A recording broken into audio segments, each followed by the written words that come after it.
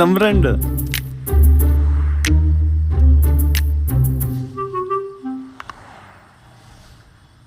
ಬರ್ಲಾ? ಚಿನ್ನ, ಇವತ್ತೇ ಲಾಸ್ಟ್, ನಾಳೆಯಿಂದ ಕುಡಿಯಲ್ಲ. ಹೊಡೆದ್ರೆ ಮಕ್ಕ ಮುತ್ತಿ ಕಿತ್ತೋಗ್ಬಿಡ್ಬೇಕು. ಸಾಲ ಮಾಡಾದ್ರೂ ಎಣ್ಣೆ ತಂದು ಕೊಡ್ತೀನಿ, ಕುಟ್ ಸಾಯ್. ನಾನು ಪಿವೊಟ್ಟು.